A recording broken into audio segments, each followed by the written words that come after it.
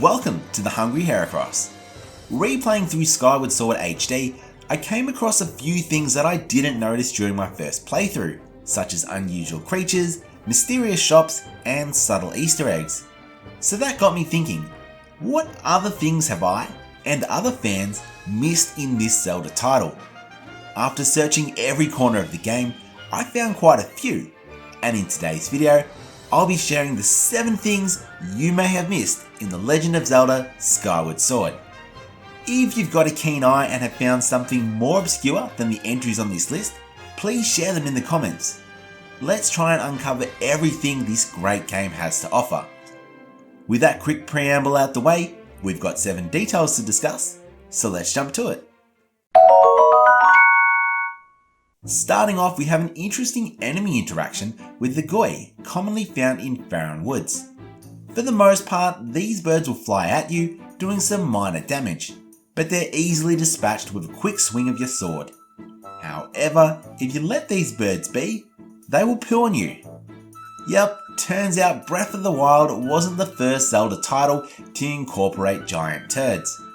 It's such an odd attack that I was not expecting to see in the game, especially given that this enemy doesn't defecate on you in any previous appearance. Link doesn't look too impressed when covered in bird feces, and I totally sympathise with that. Luckily, the Guay poo only decreases your stamina gauge and it can be easily shaken off, unlike the fear of this happening to me in real life. Moving on to another flying creature, we have the mysterious ringers. These creatures are so rare that you can 100% the game and never see them. Ringers only appear when you jump from your loft wing high above an island. As you descend, they will gather around you, and if you glide into them, they will form a ring. If you manage to get all 10 creatures to form a ring with Link, you will be rewarded with 20 rupees. As nice as the money is, I feel that the reward could have been higher, as it isn't easy to get them all together, even though it's still a lot of fun to make a skydiving circle. If you speak to Dovos in the Lumpy Pumpkin, he will tell you about the mysterious beings that can be seen high above any island, but I've only encountered them over Pumpkin Landing. It's a shame because these critters have such a neat design that I would love to see more present in the game. Gossip stones are quite intriguing. Throughout the game, you can find random butterflies, and if you play your harp next to them, one of these statues will appear.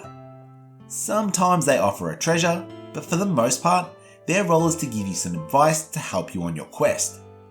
However, there is one mysterious gossip stone that stands out from the rest, and it's known as the Moonlight Merchant. This stone is found in Skyloft's cave, and it sells you the 3 rare treasures found in this title. The stone is an extremely handy merchant that helps get those final few upgrades, if you manage to find it. This thing is so obscure, being in a location that you don't need to return to by the time you have your harp. It only appears at night too, so even when you visit this location in the day early game, there's no indication that you'll have any reason to come back here. I'll also give a quick mention to Rupert's night shop located in his home where he buys treasures from you. Whilst not as hidden as the Moonlight Merchant, this trader is quite discreet and easily missable. Unlike me asking you very kindly to subscribe to this channel and give this video a like if you're enjoying it. The "It's a Secret" line is an Easter egg found in most Zelda titles in some way, shape or form. But that doesn't mean it's not all the more exciting when you find the NPC who delivers the dialogue. In Skyward Sword, that honour belongs to Erla, a Kikwi found in Farron Woods. You can find this creature on a ledge hiding in the cut grass, and late in the game, you can talk to them to receive a rare goddess plume. In doing so, Erla will say the famous line, "You'll have a smile on your face and a nice reward for your troubles." A well-placed Easter egg.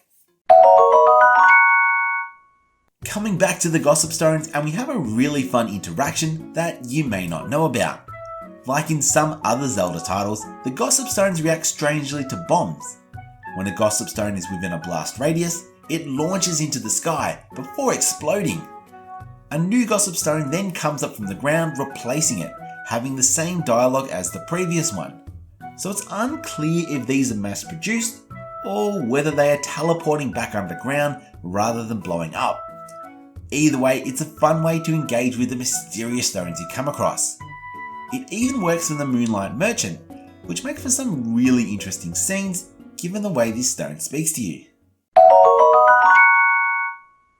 There are a lot of things Link does in Skyward Sword that should be frowned upon.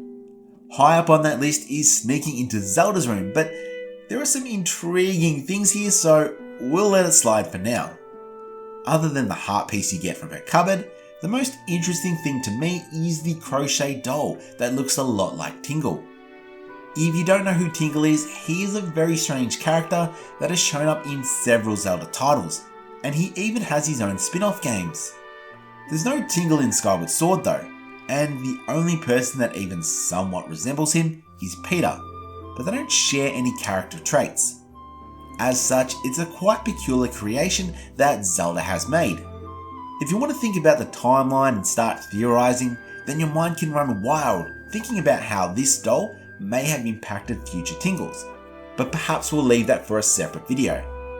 For now, let's just admire Zelda's creativity. She'd be making bank on Etsy if she wasn't off on her own adventure. The final thing I'll discuss today relates to Gabora, Zelda's father. You may be thinking that I'll be explaining the ties to the owl from Ocarina of Time or the sage of the same game, but I think those are common enough. No, for this last point I'm referring to a strange sighting of the Great Man enjoying a bath. As you sneak into the Academy vent to get into Zelda's room, you land atop the bathroom. If you look down, you can see Zelda's father enjoying a nice warm bath. Searching around this area isn't something that comes instinctively, especially when you have a path of rupees to follow and there doesn't seem to be anything below. However, if you took the time to check your surroundings, this scene is a pretty nice reward. It's great to know that the most carefree dad of all time is maintaining his personal hygiene. So how many of the 7 things had you missed in this game? And were there any obscure details that I missed? Make sure to let me know down in the comments. Thanks for watching this video. If you enjoyed it, please leave a like and share it with a friend. If you're a fan of either the Zelda or Pokemon series, be sure to subscribe so you don't miss out on my next video. If you're watching this the week it comes out, then there won't be any video next week as I've got a pretty busy work schedule coming into the Easter break. So it might be a nice time to check out some of my other videos or my Instagram page. Links in the description or just search Hungry Heracross. But for now, I hope you stay safe, stay kind, and I'll catch you next time on the Hungry Heracross.